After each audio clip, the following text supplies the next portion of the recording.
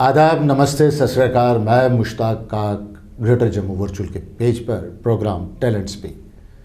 Talent speak में हम हर हफ्ते आपके समक्ष आते हैं एक नए टैलेंट को लेके, जो अपने बारे में बोलता है, बताता है।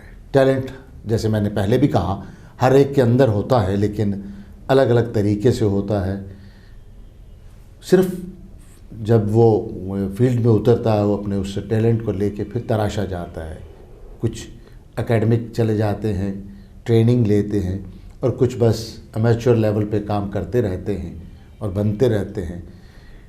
इसी तरीके से हमारे बीच में आज जो पर्सनालिटी हैं वो थिएटर से जुड़ी हुई हैं, कला से, एक्टिंग से, सीनियर हैं। उसके साथ साथ उनका एक सोशल कॉज भी बहुत चलता है आजकल। मतलब मैं ये लफ्ज़ इस्तेमाल नहीं करना चाहता, मैं माफ़ी चाहता हूँ उसके लिए। जो आप डॉग्स को देखते हैं, मतलब मैं कुत्ते जो घूम रहे होते हैं सड़कों पे, गलियों में, कोई बीमार होता है, किसी को ख़ारिश होती है, कुछ ना कुछ वो उसमें मुब्तला होते हैं, तो और सुनीता जी, जिनका आज इस प्रोग्राम में आमद हुई है, ये उनकी खिदमत करती हैं, खाना खिलाने से लेके उनकी मेडिकल एड तक। मेरा मुराद है सुनीता पंडित जी से। सुनीता पंडित ने कई ड्रामे किए हैं, कई नामवर डायरेक्टरों के साथ काम किया है, मेरे साथ भी किया हुआ है, हम उसका जिक्र बाद में देखेंगे। तो आज हम टैलेंट स्पीक में उनको बातचीत करेंगे उनके साथ। सुनीता जी, आपका स्वागत है टैलेंट स्पीक में। नमस्कार, और थैंक यू। मैंने आपके साथ काम किया है या आपने मेरे साथ काम किया है, बहुत अच्छा एक दौर रहा है। लेकिन आज आप हमारे यहाँ ग्रेटर जम्मू वर्चुअल के पेज पे प्रोग्राम टैलेंट स्पीक में आई हैं। आप हमारी मेहमान हैं। Thank you. हम आपके खुशामदेद कहते हैं। और उसके साथ साथ सुनीता जी, ये मैं कहना चाहता हूँ, आज ये जानना चाहेंगे क्यों, कैसे, कब ये शुरू हुआ कि यार कुछ किया जाए, ये सिलसिला शुरू हुआ? नहीं, ड्रामा क्यों आया? आप माशाल्लाह आप अच्छी स्टूडेंट रही हैं अपने स्कूल टाइम में, और उस तरह अच्छे वाले पढ़ रहे थे, ठीक ठाक चल रहा था। और मतलब ये पहला कन कहाँ से शुरू हुआ था, ये एक्टिंग का या थिएटर का, आर्ट का? ये पहला कन, मुश्ताक जी, अगर मैं बात करूं तो I will have to go down the memory lane. 1977 में I was in class 7th, और तब स्कूल में एक इंटर क्लास कंपटीशन हुआ था, डिबेटिंग कंपटीशन। सो उसमें हमने पार्ट लिया। मैं 7वीं में थी, 7वीं, 8वीं, 9वीं, 10वीं, ये कक्षाएं थी। We were in Saint Mary's Presentation Convent, और वहाँ पर मुझे वो बेस्ट डिबेटर का अवार्ड मिला था 1977 में। उसके बाद फिर वो हम आए, वो नैनो नेगल के प्लेज हुए, उसमें रोल मिला, वो किया। उस टाइम बहुत वो पतली सी, दुबली सी और छोटी सी थी, तो वो मुझे वो बूढ़ी नैनो नेगल का रोल दिया गया। वो भी बहुत कामयाब हुआ। बहुत। मैं आपकी थोड़ी सी इस बात को काटता हूँ, दर्शकों को ये चीज़ मैं बता दूँ। अभी जिनका जिक्र ये कर रही हैं नैनो नेगल का, अभी हाल में कॉन्वेंट स्कूल के लिए ये प्रोग्राम मैंने भी किया था, और उसकी लाइफ स्केच पे, और इत्फाक से ये हुआ कि जब उसका ऑडियो रिकॉर्ड कर रहा था तो इन्होंने सेम वही character, yes you are right, हाँ बिल्कुल, बूढ़ी नैनो नेगल का जो ऑडियो है वो इन्हीं के द्वारा वो रिकॉर्ड किया गया। प्लीज आगे। उसके बाद फिर 9th में आए तो फेयरवेल देनी थी 10th को। तब सिर्फ हाई स्कूल होता था कॉन्वेंट।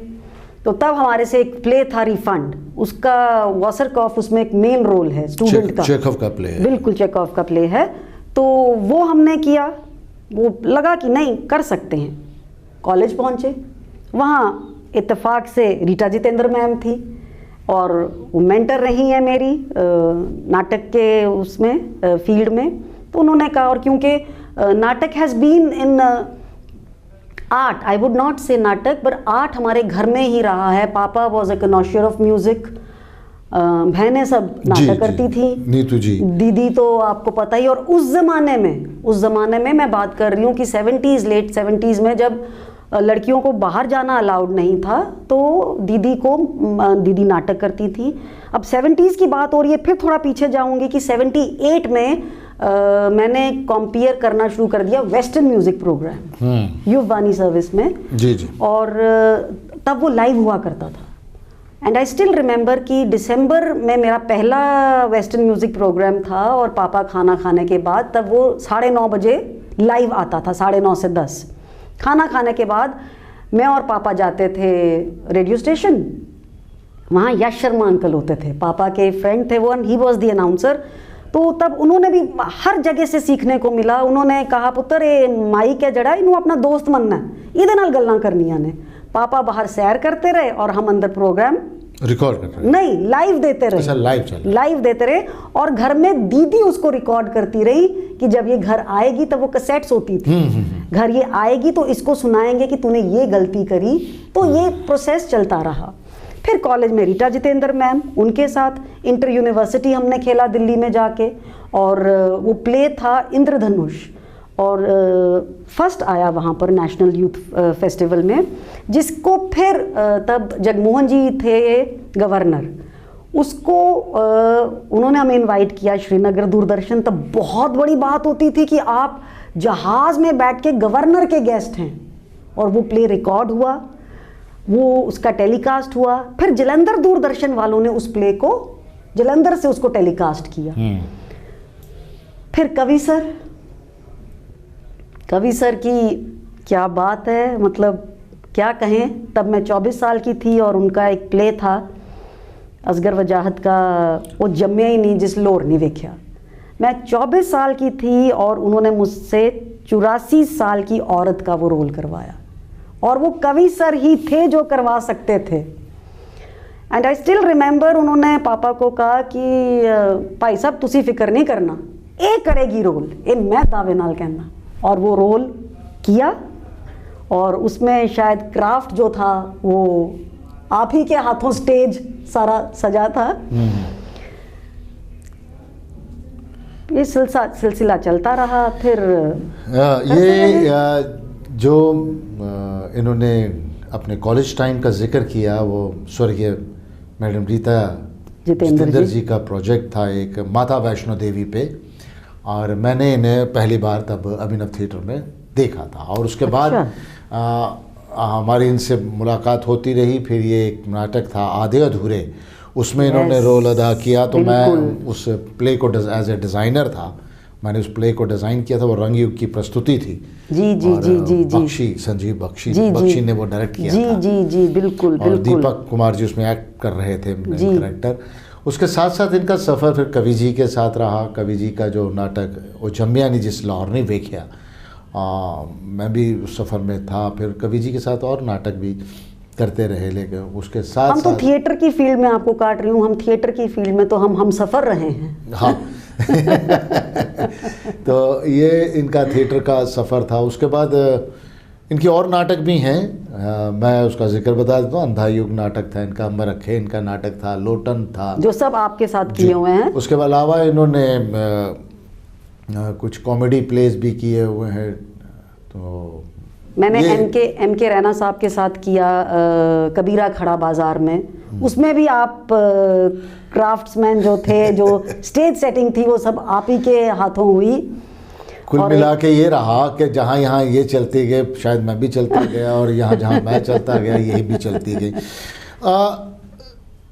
सुनीता जी, ये दौर रहा आपका आने का, पहुँचे, किया काम, वेरी गुड, अच्छा सब कुछ। आज कहाँ देखती हैं थिएटर को आप? थिएटर आज वो नहीं रहा जो पहले था। कमी कहाँ पे है? कमी वो क्या कहते हैं ना कि वो लोक नहीं रहे, वो शौक नहीं रहे। Dedication is lacking, punctuality is lacking.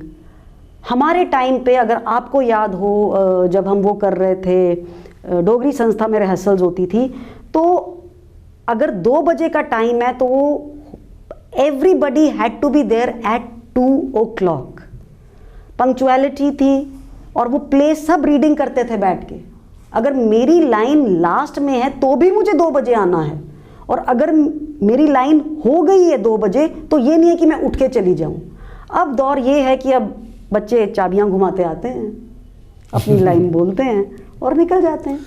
नहीं वो तो माना, लेकिन आप ये हो गया कि अब थिएटर को कहाँ देख रही, हमारे जम्मू कश्मीर के थिएटर को आप किस जगह पे देख रही? मैं अब जम्मू कश्मीर की बात करता हूँ। जम्मू कश्मीर में पोटेंशियल बहुत है। We have very good directors, we have very good actors, we have very good playwrights, और जहाँ तक टैलेंट की बात है तो भरपूर टैलेंट है जम्मू में, लेकिन उसको तराशने की ज़रूरत है। नहीं, उसमें तो तराशने की, जो आप कह रही हैं तराशने की ज़रूरत है, क्या वो बच्चे, वो टैलेंट आता है आगे कि हमें तराशा जाए, या वो इसलिए आते हैं कि बस हम हीरो हैं या हम हीरो बनेंगे? हाँ, ये चीज़ों में जी वो इसीलिए आते हैं कि हम हीरो हैं और हम हीरो ही बनेंगे। और थिएटर के लिए वो जो कमिटमेंट है, वो टाइम देना है, वो शायद इस जनरेशन को आता ही नहीं है कि हमें बैठ के, क्योंकि शायद आबो हवा ऐसी हो गई है कि वो सिटिंग ये बच्चे नहीं कर सकते हैं। तो वो कमी तो रहेगी। वो हम तराशना चाहते हैं, शायद आप उनको तराशना चाहते हैं, लेकिन वो चाहते नहीं है कि वो तराशे जाएं। वो कहते हैं भाई मुश्ताक सर बताओ डायलॉग कहाँ बोलना है, क्या बोलना है और इसको आगे कैसे ले जाना है, बस दैट्स ऑल। आप बैठें और हम काम करें, वो शायद वो नहीं, because they have too many commitments. जैसे आपने बारे में कहा कि मुझे छोटी उम्र मतलब यंग में मुझे बूढ़ी का रोल करना। जी हाउ यू आप कैसे एक कैरेक्टर को कंसीव करती में बनाती थी, कैसा डायरेक्टर तो अपनी रिक्वायरमेंट बता देते हैं कि मेरा कॉन्सेप्ट ये है, मैं ऐसा कैरेक्टर चाहता हूँ, बट एज ए एक्टर आपका होमवर्क क्या रहता था? जी, एक एक्टर के लिए होमवर्क करना बहुत ज़रूरी है। और जैसे ये 84 साल की औरत का, बूढ़ी का रोल था, तो आइडलाइज कर लेती थी किसी भी बूढ़ी औरत को मोहल्ले में, आसपास में, और वहाँ उनको देखती थी, उनसे जाके शाम को बात करती थी, उनके पास बैठ जाना, उनसे पूछना या देखना वो कैसे चल रही हैं, वो कैसे खा रही हैं, और अपने आप को उस तरीके से कोशिश करना कि वैसे अपने आप को उस तरीके से मैं ढाल सकूं। मुझे याद है इसी रोल की जिसकी आप बात कर रहे हो, तो मेरी बुआ की सास, वो शायद उस टाइम 84 ईयर्स की थी। तो जब रिहर्सल नहीं होती थी और वो रहती थी नारायणा मोहल्ला, रिहर्सल होती थी हमारी डोगरी संस्था में, अगर आपको याद हो, तो डोगरी संस्था से निकलना और उनके पास चले जाना और उनसे बातें करते रहना, और भाभी जी सुनाओ कि हाल चाल है या व्हाटएवर, और उनको ऑब्जर्व करना वो कैसे चलती हैं, वो कैसे उठती हैं। या फिर जो डायरेक्टर है, कवि सर थे जैसे, वो बार बार ये इंस्टिल करते रहते थे। अगर मैंने रिहर्सल्स के दौरान भी अगर मैं आराम से चलती थी तो वो कहते थे बुढ़ी अकन चलना, इस तरह से चले कर दिए, 24 साल दी नहीं है तो 84 साल दी हैं। तो वो इट वॉज इंस्टिल्ड इन अस कि आपको वो कैरेक्टर वैसे ही करना है जब तक आप स्टेज में परफॉर्मेंस ना दे दें। इसको जो संवाद हम बोलते हैं, डायलॉग्स बोलते हैं, उसके लिए क्या करना चाहिए?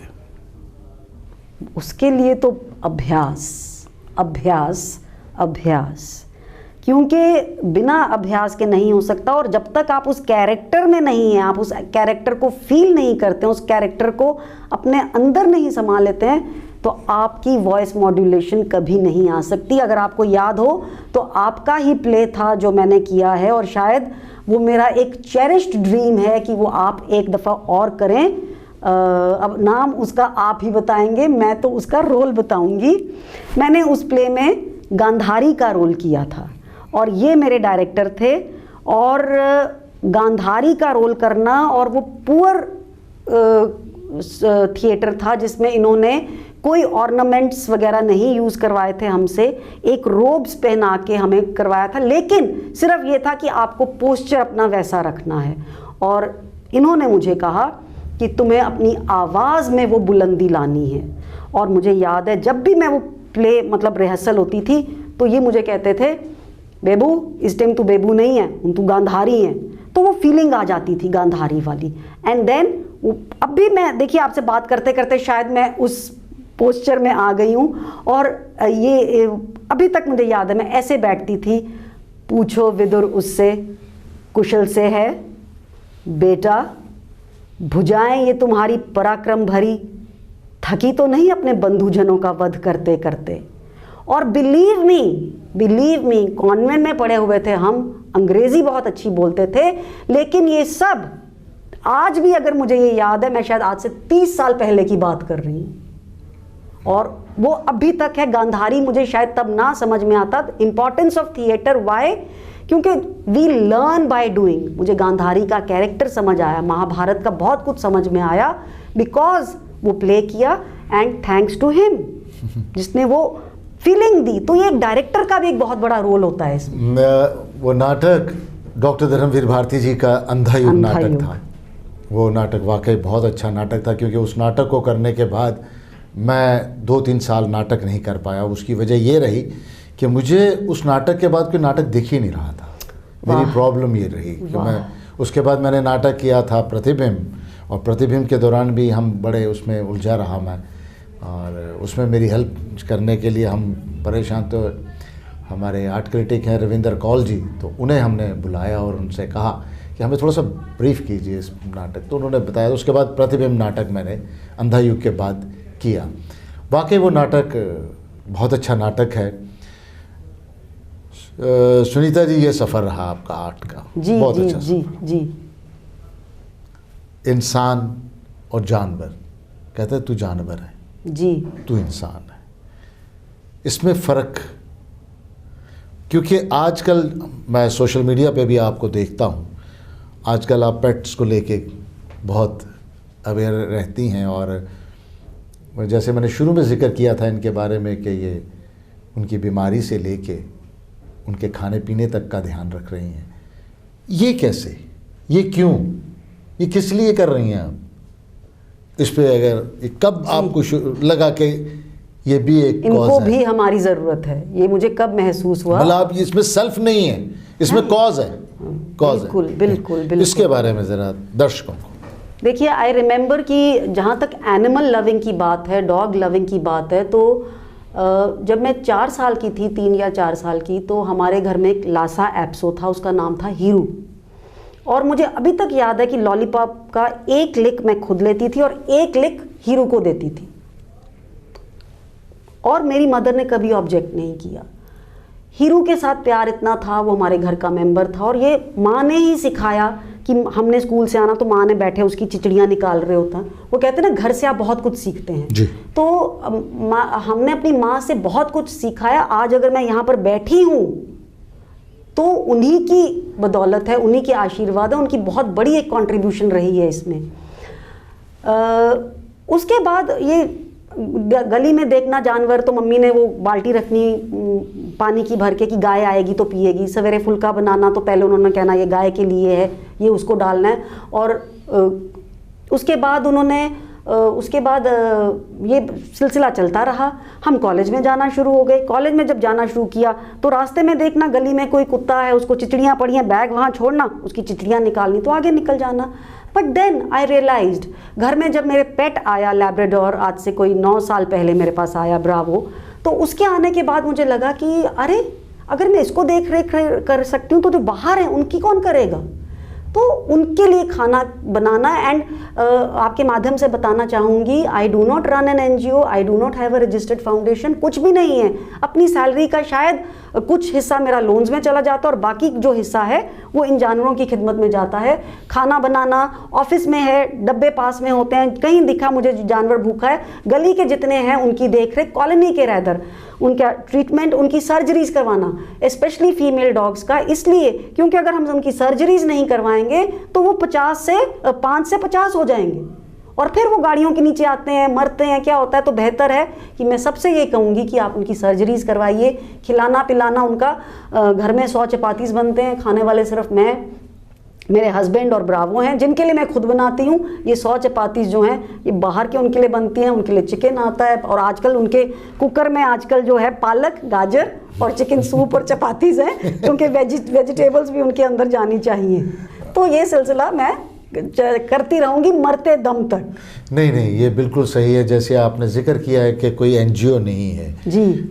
अमूमन लोगों के जो इस तरीके के कार्य करने शुरू करते हैं लोग, वो एनजीओज़ के चक्कर में रहते हैं। जी जी जी। थोड़ा सा दिखाया, फिर एनजीओज़ दिखाई, हम ये कर रहे हैं, हम वो कर रहे हैं। जी जी जी। लेकिन मैंने आपको सोशल मीडिया पे देखा और मुझे आपको देख के, और मेरा आपके साथ सफ़र भी रहा है, और आज स्टूडियो में मैं आपके सामने आज मतलब पेट्स को मैं डॉग नहीं कह पा रहा हूँ, मैं उनको कुत्ता नहीं कह पा रहा हूँ। क्यों? नहीं, उन्हें कुत्ता कहना है क्योंकि वो बहुत अच्छे हैं। वो बहुत अच्छे हैं। इंसान जो है, मैं कहती हूँ, मुझे कई दफ़ा कोई कहता है तो मैं ये कहती हूँ, I like to communicate more with dogs than with humans, क्योंकि वो मेरी बात समझते हैं।